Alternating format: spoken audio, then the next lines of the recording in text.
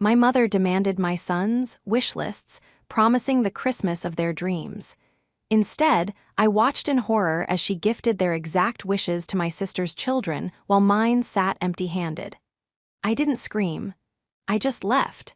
But a single voicemail from my grandfather the next day changed everything.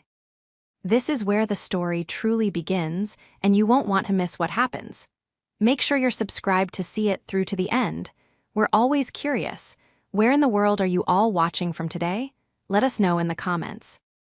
The silence in the car was heavy, a physical weight that pressed against my chest and made it difficult to breathe. Usually, the drive home from my mother's house on Christmas Day was filled with the chaotic, sugar-fueled energy of two young boys comparing loot, arguing over who got the better toys, and asking a million questions about battery sizes and assembly times. But today, the silence was absolute. I glanced in the rearview mirror. Leo, my 8-year-old, was staring out the window at the gray, slushy streets, his forehead resting against the cold glass. He wasn't asleep, though I wished he were. His eyes were red-rimmed and wide open, blinking slowly. Beside him, 6-year-old Sam was clutching his seatbelt strap with a white-knuckled grip, his lower lip trembling every few seconds as he fought back another wave of tears. My hands were shaking so badly that I had to grip the steering wheel at 10 and 2 just to keep the car in a straight line. A bitter, metallic taste coated my tongue, the taste of adrenaline and suppressed rage. I felt physically ill, my stomach churning, with a mixture of nausea and heartbreak that was far worse than any flu I had ever battled. It wasn't just that we had left early. It wasn't just that the festive atmosphere had curdled into something toxic. It was the look on my mother's face when I finally stood up. It was the smug satisfaction radiating off my sister, Sarah. But mostly, it was the devastation I saw in my boy's eyes. I pulled into our driveway, the tires crunching on the gravel. I turned off the engine, but I couldn't move. I just sat there, staring at the garage door, replaying the last 3 hours in my mind like a horror movie I couldn't turn off. I felt hollowed out. As a mother, your primal instinct is to protect your children from pain. You act as a shield against the world's cruelty. But how do you protect them when the cruelty comes from their own grandmother? How do you explain to a 6-year-old that he isn't loved as much as his cousins? Mom, Leo's voice was small, cracking slightly. Are we going to see Grandpa Arthur soon? I took a deep, shuddering breath, forcing a mask of calm onto my face before I turned around. Yes, baby, we'll call him tomorrow, I promise. Okay, he whispered. He looked down at his empty lap. Because I don't think Grandma Linda likes my drawings anymore. The words felt like a knife twisting in my gut. I unbuckled my seatbelt, my fingers fumbling with the latch, and climbed into the back seat to pull them both into a fierce hug. They buried their faces in my coat, and I felt the hot dampness of their tears soaking through the wool. I held them there for a long time, staring out at the bleak winter sky, realizing that the family I thought I had, the safety net I thought existed, had just been slashed to ribbons. I had spent years making excuses for her, years swallowing insults to keep the peace, years trying to buy my mother's affection with compliance. But today, the currency had changed. The betrayal was worse than the diagnosis of a terminal illness. It was a deliberate, calculated amputation of my children's hearts. Once we were inside the house, the atmosphere was somber, like the air after a funeral. We didn't turn on the Christmas lights. We didn't play carols. The tree in the corner of our living room, which we had decorated with so much joy just weeks ago, now looked mocking. I made the boys hot chocolate, the real kind, with melted chocolate chips and heavy cream, piled high with marshmallows. It was a pathetic attempt to put a bandage on a bullet wound, but it was the only thing I could think to do. Can we just watch a movie? Sam asked, his voice devoid of its usual pep. I don't want to play with. Well, I don't have anything to play with. Of course, I said, my voice tight. We can watch whatever you want. As they settled onto the couch, wrapped in blankets, I went into the kitchen and leaned against the counter, finally letting the facade crack. I pressed my palms into my eyes, trying to stop the images from flooding back, but they were relentless.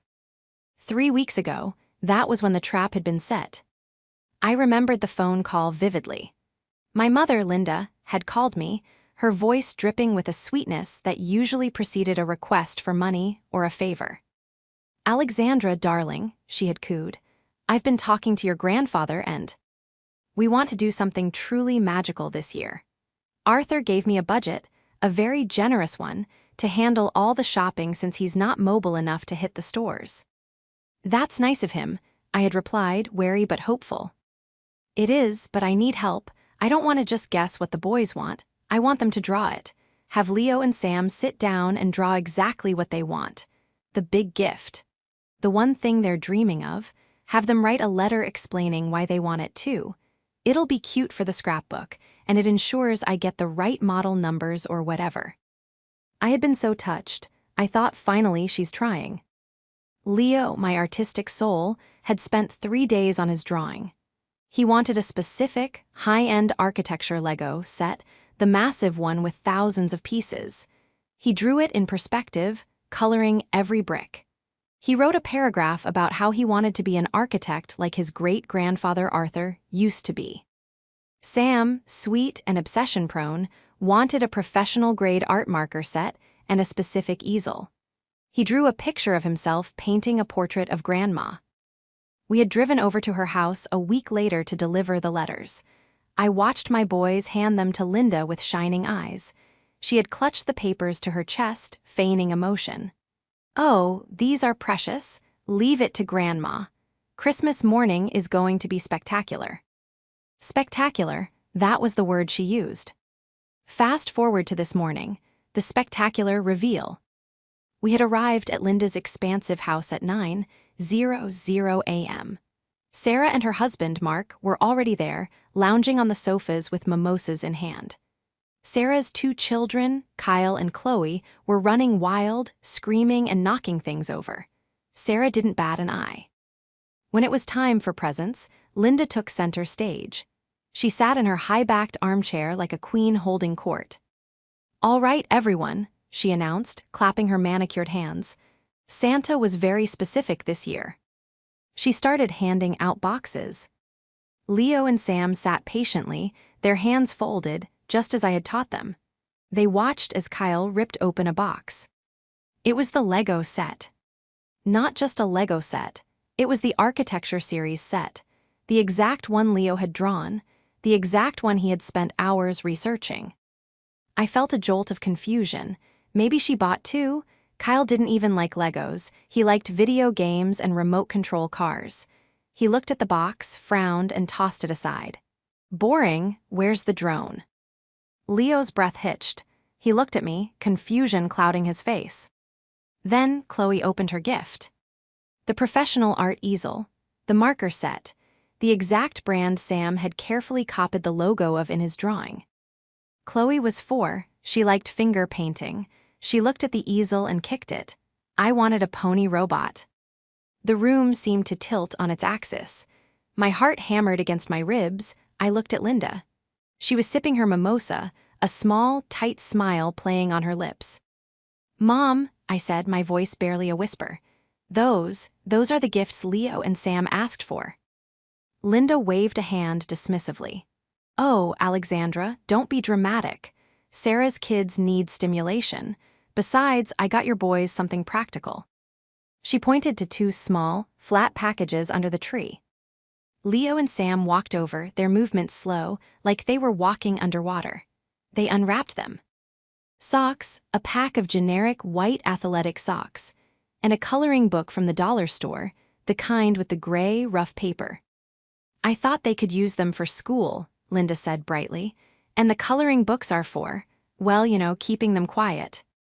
The silence that followed was deafening. Sarah let out a sharp, barking laugh. "Oh my God, Mom, socks? That's hilarious, you're so practical."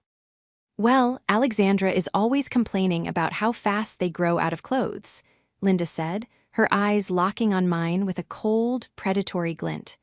"I'm helping." That was the moment. That was when I realized this wasn't an accident. It wasn't a mix-up. It was a message. It was a deliberate humiliation of my children to elevate her golden child's offspring. She had used my son's own dreams as a shopping list for her favorites. I looked at Leo. He wasn't crying yet. He was staring at the Lego set lying discarded on the floor by his cousin's foot. I stood up. I didn't yell. I didn't flip the table. I simply walked over to my boys, took their hands, and said, "Get your coats." "Leaving already?" Sarah sneered. "We haven't even had brunch. Mom made quiche." "We're leaving," I said, my voice trembling but firm. "You're being ungrateful," Linda snapped, her facade of sweetness dropping instantly. "I spent good money on those socks. You always make everything about you, Alexandra. You're ruining Christmas." I didn't respond. I marched my boys out the door, leaving the socks and the coloring books on the floor.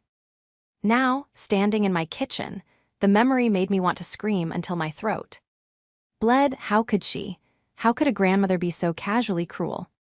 My phone buzzed on the counter, snapping me out of the trance. It was a text from Sarah. "Mom is crying. I hope you're happy. You're such a brat. You embarrassed us in front of Mark. Apologize to Mom or don't bother coming to New Year's." I stared at the screen, my thumb hovering over the block button. They thought they had won. They thought they had broken me, that I would come crawling back like I always did, apologizing for having feelings, begging for scraps of their affection. But they had forgotten one crucial thing. They had forgot that I was the one who managed Grandpa Arthur's personal correspondence. They had forgotten that while Linda controlled the social calendar, I was the one who helped him set up his email and his banking app. And they had definitely forgotten that Grandpa Arthur, despite his frailty, detested a liar more than anything else on earth. To understand why this betrayal cut so deep, you have to understand the history. You have to understand that I have spent my entire adult life trying to buy my mother's love with labor, while my sister Sarah bought it with existence. I am a freelance illustrator. I work hard. I built a career from scratch, pulling all-nighters, taking on unglamorous corporate gigs, and saving every penny to provide a stable life for Leo and Sam after my husband left us 3 years ago. My life is defined by discipline and sacrifice. Sarah is a lifestyle curator. That's what her Instagram bio says. In reality, she is 32, unemployed, and married to Mark, a man who fancies himself an entrepreneur, but mostly just loses money on crypto schemes and sports betting. Yet, in Linda's eyes, Sarah is the fragile flower that must be protected, and I am the draft horse that must pull the cart. Growing up, it was always the same. If Sarah broke a vase, it was because I distracted her. If Sarah failed a class, it was because the teacher was jealous of her beauty. If I got straight A's, it was expected. If I won an art competition, Linda would ask why the prize money wasn't more substantial. When my dad passed away 10 years ago, the dynamic calcified. Linda turned all her attention to Sarah, perhaps seeing a younger version of herself, vain, shallow, and concerned only with appearances. Then there was the person of influence. The real rot at the core of our family wasn't just Linda's narcissism, it was Sarah's whispering. Sarah had perfected the art of the victim complex. She knew exactly how to manipulate Linda's insecurities. She would drop little comments, dripping with poison. "Alexandra thinks she's better than us because she has a career, Mom," she would say over wine. "She looks down on you. She thinks your taste is tacky." Or, "Alexandra told me she thinks you're getting too old to manage the family holidays. She wants to take over." It was all lies, but Linda, terrified of irrelevance, ate it up. She punished me to prove she was still the matriarch. This year, the financial stakes were higher than usual. Grandpa Arthur, Linda's father, had moved into an assisted living facility. He was incredibly wealthy, old money from a manufacturing empire he built in the 70s. But his health was failing, and he had started delegating financial tasks. He had trusted Linda with the Christmas fund. Grandpa Arthur was a man of fairness. He was the only person in the family who saw me. When I graduated college, he was the one who bought me my first professional drafting table. When my husband left, he was the one who paid for the lawyer to ensure I got full custody. "You have a spine, Allie," he used to tell me, tapping his cane on the floor. "Your mother and sister, they have wishbones where their spines should be." But lately, Arthur had been distant. His hearing was going, and he was often confused in the evenings. Linda had used this to gatekeep him. She controlled his phone. She controlled his visitors. "Dad is too tired today," she would tell me when I tried to visit. "He doesn't recognize people well today, best not to upset him." I believed her. I thought she was protecting him. Now, I realized she was isolating him.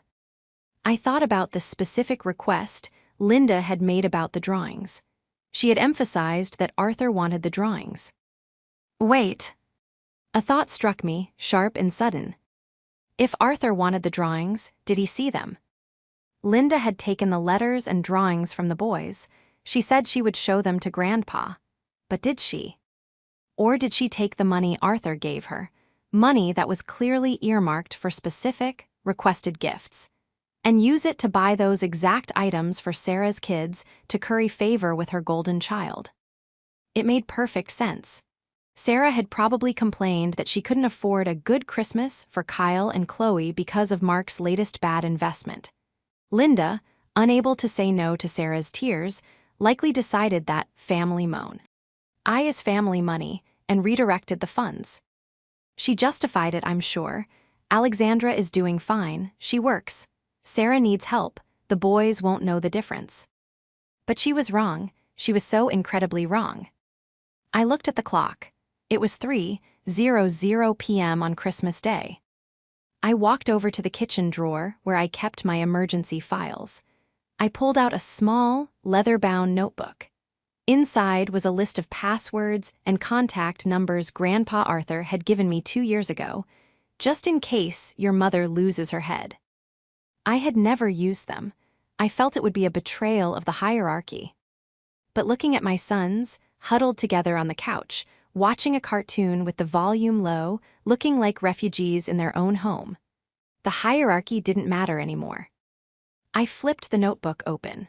There was a number for his private line, the landline in his room at the facility that Linda didn't know I had. I hesitated. If I called and told him, I would be starting a war. I would be the tattletale Linda always accused me of being.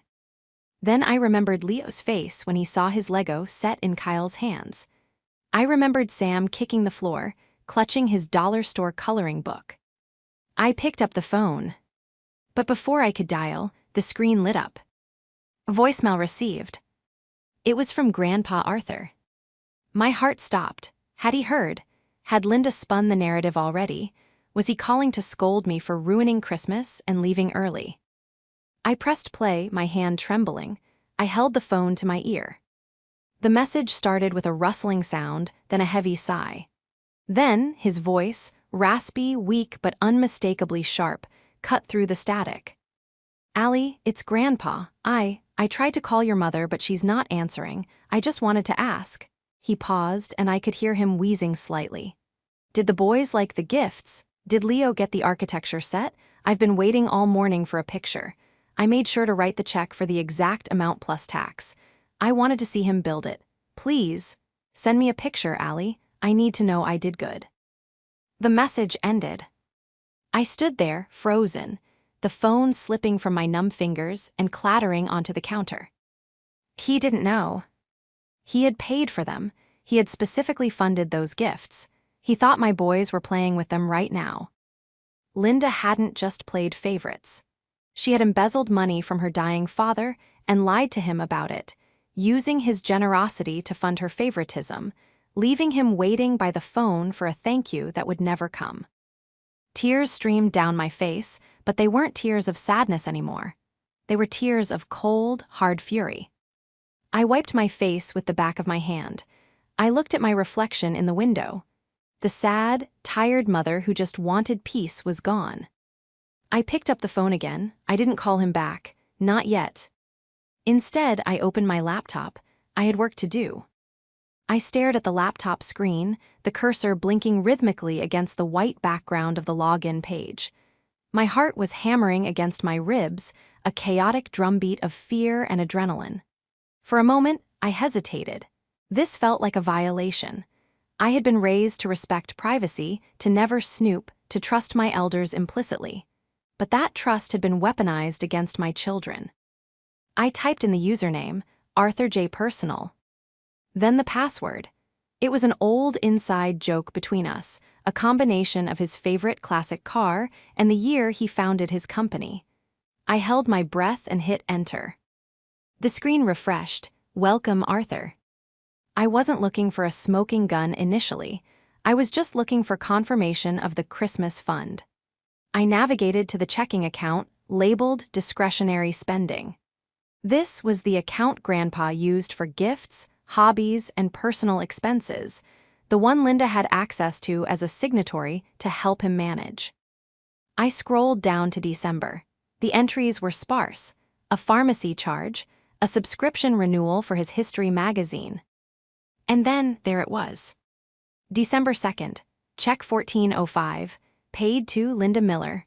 Memo, grandkids' Christmas wish list. Amount $4,000. I gasped, the air sucked out of the room. $4,000. My hands flew to my mouth. He hadn't just given her enough for the Lego set and the easel. He had given her enough to buy those gifts 5 times over. He had given her enough to fill the entire living room with presents for all 4 great-grandchildren equally. I quickly did the mental math. The architecture Lego set was expensive, around $350. The art supplies Sam wanted were maybe $200 for the high-end stuff. Sarah's kids' gifts, even if she bought them duplicates, the total couldn't have exceeded $1,200. Where was the other $2,800? And more importantly, why were my children given socks?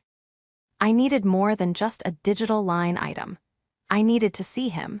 I needed to hear the instructions he gave her directly.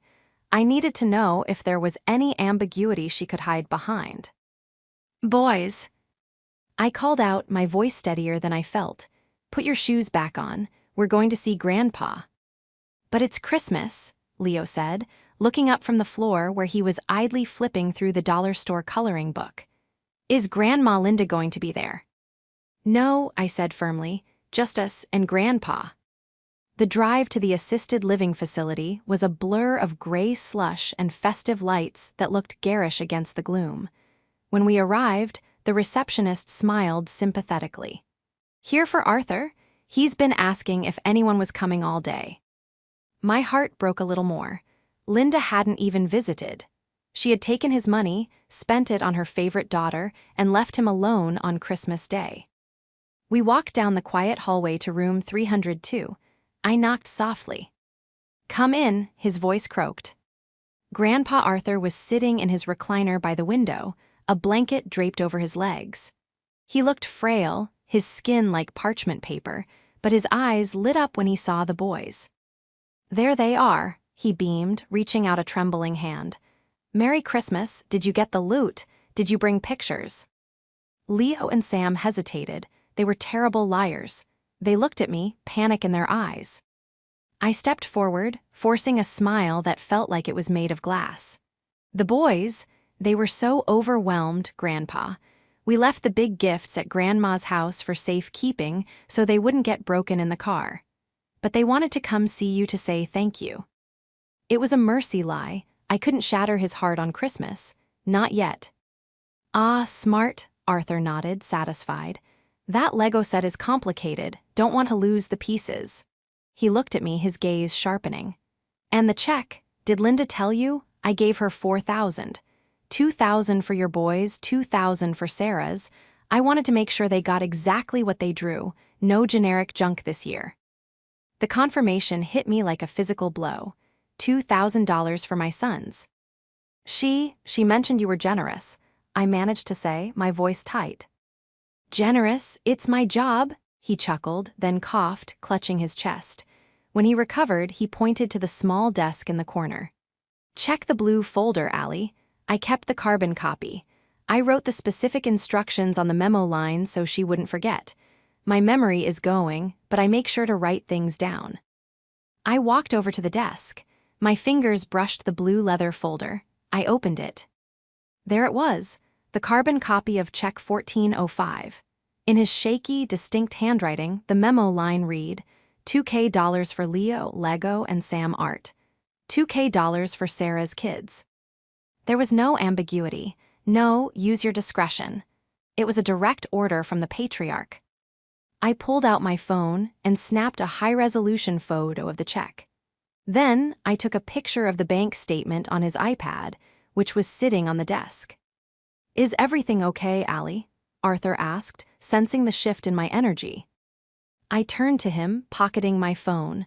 I walked over and kissed his forehead, smoothing back his thin white hair. "Everything is going to be sorted out, Grandpa. I promise. We just wanted to make sure you were okay." "I'm fine," he whispered, squeezing my hand. "I just want everyone to be happy. I don't have many Christmases left, Allie. I want them to be fair." "They will be," I vowed. "I'm going to make sure of it." The drive back to my house was silent, but this time it wasn't the silence of grief. It was the silence of tactical planning.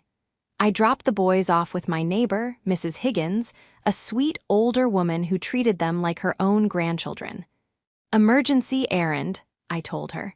She took one look at my face and didn't ask questions. Then I drove to Linda's house. I didn't call ahead. I knew they would still be there, picking over the leftovers of the brunch I had walked out on, drinking wine, and validating each other's wretched behavior. When I walked in the front door, the warmth of the house hit me, carrying the scent of cinnamon and expensive perfume. They were in the living room. Sarah was lounging on the sofa, a new diamond tennis bracelet glittering on her wrist as she scrolled through her phone. Mark was asleep in the armchair. Linda was organizing the pile of gifts, Sarah's gifts, into neat stacks. The conversation stopped instantly when they saw me. "Well," Linda said, straightening up, her face setting into a mask of haughty disapproval. "Look who decided to come back. I assume you're here to apologize. Sarah was very upset by your little stunt." "I'm not here to apologize," I said, my voice eerily calm. "I didn't take off my coat. I stood in the archway of the living room, blocking their exit." "Then why are you here?" Sarah scoffed, not looking up from her phone. "To beg for the socks back." "I'm here to ask about the $4,000, I said. The room went dead silent. The only sound was the crackling of the fire. Linda's face went pale, then instantly flushed a deep, blotchy red. "Sigh, I don't know what you're talking about." "Check number 1405, I recited, stepping into the room. Dated December 2nd. Written by Arthur. Memo line, $2,000 for Leo and Sam, $2,000 for Sarah's kids, specifically for the Lego set and the art supplies." Sarah sat up, her eyes narrowing. "You went to the nursing home, on Christmas, you snitch." "I went to visit my grandfather," I corrected her, keeping my eyes locked on Linda. "He showed me the carbon copy, Mom. He told me he gave you explicit instructions. He thinks Leo is building that Lego set right now. He thinks Sam is painting on that easel." I pointed a shaking finger at the pile of toys in the corner, the toys my sons had dreamed of, now sitting in Sarah's pile. "You took the money he designated for my children, bought their gifts, and gave them to Sarah's kids. And then you bought my son's dollar store socks with the change." "It's not that simple," Linda shrieked, her poise shattering. "You don't understand the pressure I'm under. Sarah needed a win, Mark has been having a hard time, and—" "So you stole from your father," I cut in, "and you stole from your grandsons." "I didn't steal," Linda shouted. "I reallocated. I am the power of attorney. I decide what is best for the family. You have a job, Alexandra. You're independent. Sarah needs support. Arthur would understand if he had all his faculties, but he's old and confused." "He seemed pretty clear to me," I said coldly. "He was clear enough to write it down." "You wouldn't dare tell him," Linda sneered, crossing her arms. Her fear was morphing into aggression. "You wouldn't dare upset him. It would kill him, you know that. You're going to keep your mouth shut, or you'll be the one who gave him a heart attack." "And what about the rest of the money?" I asked, ignoring her threat. "The check was for $4,000. The toys cost maybe $1,500 total. Where is the rest, Mom? I looked at Sarah's wrist. The diamond bracelet caught the light. Did Grandpa buy that too? I asked. Sarah instinctively covered her wrist. Mark bought this for me. With what money? I shot back. He hasn't worked in 6 months. Get out, Linda screamed, pointing at the door. Get out of my house. You are jealous, vindictive, and petty. If you say one word to your grandfather, I will cut you out of this family forever. You won't see a dime of inheritance, and you won't be welcome in this house. I don't want your money, I said, my voice dropping to a whisper. And I certainly don't want to be in this house. I turned to leave, but stopped at the door. But Mom, you forgot one thing. I don't need to tell Grandpa to hurt him. I need to tell him to protect him. Because if you did this with the Christmas money, what else have you been doing? Linda's eyes widened in genuine terror for a fraction of a second. That was all the answer I needed. I didn't go home immediately. I went to my office, a small studio space I rented downtown. I needed high-speed internet, a printer, and absolute focus. Linda's threat had backfired. If she had apologized, if she had shown an ounce of remorse, maybe I would have hesitated. But she had doubled down. She had used my grandfather's health as a shield for her greed. I opened my laptop again. I still had the login. I didn't just look at the Christmas month this time. I went back, 6 months, 1 year, 2 years. What I found made the Christmas theft look like petty larceny. It started small. Grocery bills that were clearly for a family of 4, not one man in assisted living. Gas station fill-ups for a car Arthur no longer drove. Then the transfers got bigger. August 15th, $3,500 to S. Miller, Sarah. Memo, consulting. Sarah had never consulted on anything in her life. September 1st, $1,200 to Mark D. Memo, car repair. October 10th, $5,000, cash withdrawal. I started printing. The printer whirred rhythmically, spitting out page after page of evidence. I used my highlighter, marking every suspicious transaction in neon yellow. It was a roadmap of exploitation. Linda had been treating Grandpa's life savings as her personal piggy bank to subsidize Sarah's lifestyle and maintain her own image as the benevolent matriarch. My phone buzzed incessantly, texts from Linda. You're overreacting. Don't ruin New Year's. I'll send you a check for $500 next week, okay? Just drop it. If you tell Arthur, you are dead to me. Then a text from Sarah, you're just jealous because Mom loves me more. Grow up. I didn't reply. I was building a timeline. I found a transfer from 3 years ago, right around the time my husband left. I remembered asking Linda for a loan to help with the divorce lawyer. She had told me, we just don't have the liquidity right now, darling. You'll have to figure it out. I checked the date. 2 days after she told me that, she had transferred $10,000 from Arthur's account to pay for a European reset trip for Sarah, who was stressed. I felt a cold, hard knot form in my stomach. It wasn't just favoritism, it was financial abuse. Systematic, long-term, and illegal. The next morning, I didn't go to the nursing home. I went to a lawyer. Mr. Henderson was an old friend of Grandpa Arthur's, a man who had semi-retired but kept a few key clients. He had drafted Arthur's original will. When I laid the stack of highlighted bank statements on his mahogany desk, his jovial expression vanished. He put on his reading glasses and flipped through the pages in silence. The only sound was the ticking of the grandfather clock in the corner.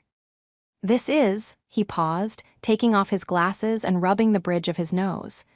This is bad, Alexandra. This is breach of fiduciary duty. This is theft. She has power of attorney, I said. Doesn't that give her the right to manage his assets for his benefit? Henderson corrected sharply. Not to funnel money to herself and her other daughter. This is self-dealing. And given Arthur's cognitive decline, it's elder abuse. I don't want her in jail, I said, though a part of me wasn't sure if that was true. I just want it to stop, and I want Grandpa to be safe. We can revoke the POA immediately, Henderson said, pulling a legal pad toward him. Arthur is still lucid enough to sign a revocation if we explain it clearly, but Linda will fight this. She will claim Arthur is incompetent and that she was acting in his interests. We need to present this to her in a way that gives her no room to maneuver. New Year's Eve, I said. Henderson looked up. Excuse me. The annual family party, I said. She's hosting it. Everyone will be there.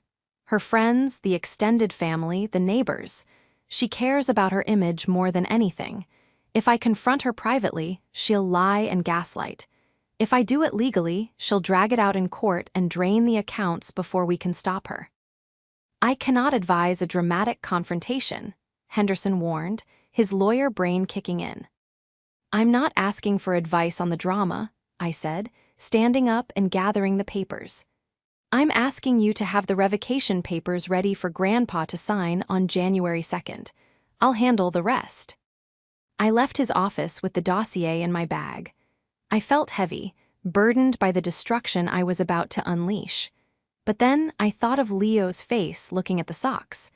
I thought of Grandpa Arthur waiting by the phone for a thank you he would never get. Linda wanted a show. She wanted to be the center of attention. I was going to give her exactly what she wanted. New Year's Eve at my mother's house was always a production.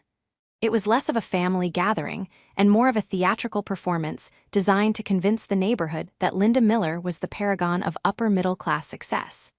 The driveway was packed with luxury SUVs. The house was lit up like a beacon, golden light spilling from every window onto the snow-covered lawn.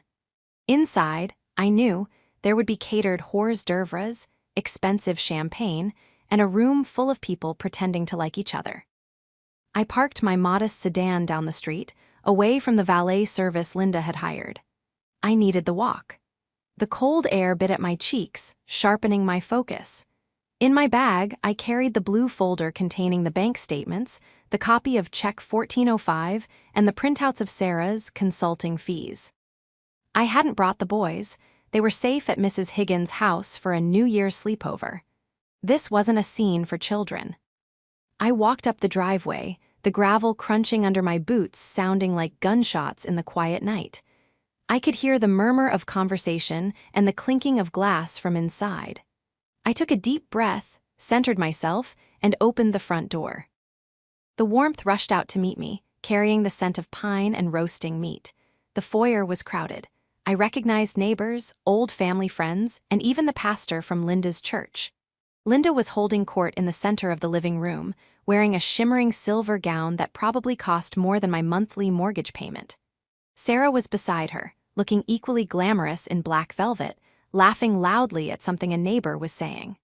Mark was at the bar, mixing drinks with a heavy hand. For a moment, nobody noticed me. I was the ghost at the feast. Then, Linda's eyes swept over the room and landed on me. Her smile faltered for a fraction of a second, a flicker of annoyance crossing her face, before the mask slammed back into place. "Alexandra," she called out, her voice pitching up an octave. "You made it. We were worried you were going to sulk through the new year." The room quieted. Heads turned. Sarah smirked into her champagne flute. "I wouldn't miss it," I said, my voice steady, carrying over the low hum of jazz music. I didn't take off my coat. I walked into the center of the room, stopping a few feet from Linda. "Well, grab a drink," Linda said, waving a hand to me. Sively. We were just about to do the pre-midnight toasts. I have a little announcement to make about the family's charitable giving this year. Of course she did. "Actually," I said, loud enough that the conversations in the corners of the room died down completely. "I have an announcement to make, too." Linda's eyes narrowed. "Alexandra, not now, don't be tedious." "It's about the family finances," I continued, ignoring her. I reached into my bag and pulled out the blue folder. "Specifically, about Grandpa Arthur's finances." Sarah stiffened. Mark stopped stirring his drink. "What are you doing?" Linda hissed, her smile vanishing. She stepped closer, lowering her voice. "If you make a scene here, I swear to God." "You made the scene, Mom," I said, my voice rising. "You made the scene when you stole $4,000 from a helpless old man on Christmas Day." A collective gasp went through the room. The pastor looked down at his shoes. The neighbors exchanged wide-eyed glances. "She's lying," Sarah shouted, stepping forward. "She's drunk. Mark, get her out of here." "I'm stone cold sober," I said. I opened the folder and pulled out the first sheet, the blown-up photo of the check. I held it up for the room to see. "This is a check written by Arthur Miller on December 2nd, I announced, projecting my voice like I was in a courtroom. The memo line reads, $2,000 for Leo and Sam, $2,000 for Sarah's kids. It was for specific gifts my sons asked for, a Lego set and an art easel." I turned to the guests. My sons got dollar store socks. Sarah's children got the Lego set and the easel. Mom cashed the check, bought the gifts for her favorite, and pocketed the difference. "That is a misunderstanding," Linda shrieked, her face turning a violent shade of purple. He was confused. I used my discretion. Discretion? I pulled out the next sheet, the highlighted bank statement showing the transfers to Sarah. "Is it discretion to transfer $3,000 a month to Sarah for consulting? Is it discretion to pay for Mark's car repairs out of a dementia patient's account?" I threw the papers onto the coffee table. They fanned out, a damning spread of neon yellow highlights. "Look at it," I challenged the room. "Look at the dates. Every time Sarah needed a vacation, Grandpa paid for it. Every time Mark lost money, Grandpa covered it. Mom has drained nearly $70,000 from his accounts in the last 18 months. Mark looked like he was about to be sick. Sarah was trembling, tears of rage welling in her eyes. "You be *TCH, you jealousy-ridden little." "Stop it." The voice came from the hallway. Everyone turned. Standing there, leaning heavily on a cane, wearing his old tweed coat over his pajamas, was Grandpa Arthur. Beside him stood Mr. Henderson, the lawyer. The silence was absolute. You could hear the snow falling outside. "Dad," Linda whispered, all the color draining from her face. What are you doing here?" "I brought him," Mr. Henderson said grimly. "Alexandra called me. We picked him up an hour ago." Arthur hobbled into the room. He looked older than I had ever seen him, but his eyes were clear, burning with a fierce, disappointing fire. He looked at the papers on the table. He looked at Sarah's diamond bracelet. He looked at Linda. "I may be old, Linda," Arthur said, his voice raspy but filling the room. "And I may forget what I had for breakfast, but I know what a thief looks like." "Daddy, please," Linda sobbed, rushing toward him, her hands outstretched. "She's twisting everything. I take care of you. I do everything for you." Arthur held up a hand, stopping her in her tracks. "You took care of yourself. You used my love for this family to fund your vanity." He looked at Sarah. "And you let her. You took money from a man who can barely walk to buy. What? Jewelry? Trinkets?" Sarah burst into tears, burying her face in Mark's shoulder. "Mr. Henderson has the papers," Arthur said, looking at the lawyer. Henderson stepped forward, holding a clipboard. "Mrs. Miller, effective immediately, your power of attorney is revoked. All access to Mr. Miller's accounts has been frozen. We will be conducting a forensic audit of the last 5 years. Any funds that cannot be accounted for as direct care expenses will be considered a loan, to be repaid by the sale of your assets if necessary." Linda staggered back as if slapped. You can't do that. This is my house. I am your daughter." "You are my daughter," Arthur said, his voice breaking with grief. "And that is the only reason I am not calling the police tonight, but you are no longer my caretaker, and you are no longer the executor of my estate." He turned to me, his eyes softened. "Alexandra, take me home. I'm tired." I walked over to him and offered him my arm. "Let's go, Grandpa." As we walked out, leaving Linda sobbing amidst the ruins of her reputation and Sarah screaming. At Mark in the corner, I didn't look back. The party was over. The fallout was swift and brutal, just as Mr. Henderson had promised. By the first week of January, the forensic audit was in full swing. The numbers were staggering. It wasn't just the $70,000 I had found. Over 5 years, Linda had funneled nearly $250,000 into lifestyle maintenance for herself and Sarah. The legal threat was enough to terrify them into compliance. Linda agreed to a repayment plan that involved selling her vacation condo. Sarah and Mark had to downsize to an apartment they could actually afford. But the real resolution didn't happen in a lawyer's office. It happened 2 weeks later, on a Saturday morning in mid-January.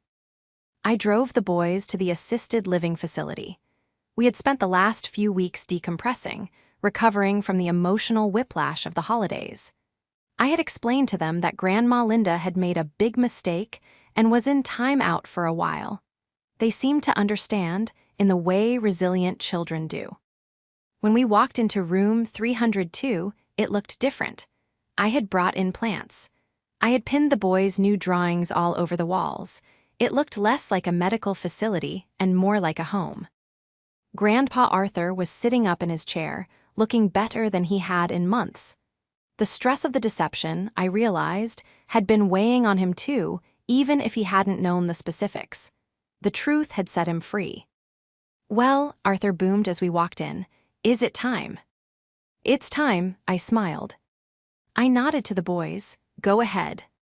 Leo and Sam rushed forward, carrying a large shopping bag we had brought with us. They placed it on the floor in front of Arthur. "We got them, Grandpa," Leo chirped. They pulled out the boxes. A brand new architecture Lego set, the Taj Mahal this time, even bigger than the one Linda had stolen. And a deluxe art set for Sam, complete with a tabletop easel. "Mom took us to the store with the check you sent," Sam explained, his eyes shining. "And we got ice cream, too." Arthur had insisted on writing a new check directly to me the day after New Year's. He wanted to make sure the gift was given by his hand in the right way. "Open them," Arthur commanded, clapping his hands. "I want to see pieces everywhere." For the next 3 hours, my grandfather's room was a chaotic construction zone. Leo sat on the floor, sorting thousands of white bricks, explaining structural integrity to his great-grandfather. Sam set up his easel by the window, painting a portrait of the snowy trees outside. I sat in the corner, watching them. The knot of anger that had been in my chest since Christmas morning finally began to loosen. Justice had been served, yes. Linda was facing consequences, the money was safe, but this was the real victory. My boys were happy. They were loved. And they knew, without a shadow of a doubt, that their worth wasn't determined by their grandmother's favoritism, but by the genuine love of the people who actually cared. Arthur caught my eye across the room. He winked. "You did good, Allie," he said softly, over the sound of clicking plastic bricks. "You stood up. You're the matriarch now." I smiled, tears prickling my eyes. "I'm just a mom, grandpa." "That's the most important job there is," he replied. We stayed until dinner time. As we packed up to leave, Leo ran back and hugged Arthur's legs. "Best Christmas ever, Grandpa, even if it was late." "Best Christmas ever," Arthur agreed, hugging him back. We walked out into the crisp winter evening. The air smelled clean. The heavy burden of toxic secrets was gone. We had lost some family members along the way, true. Linda and Sarah were distant memories now, angry ghosts in a past life. But looking at my boys, walking ahead of me, hand in hand, I knew we had saved the parts of the family that truly mattered. And that was the greatest gift of all.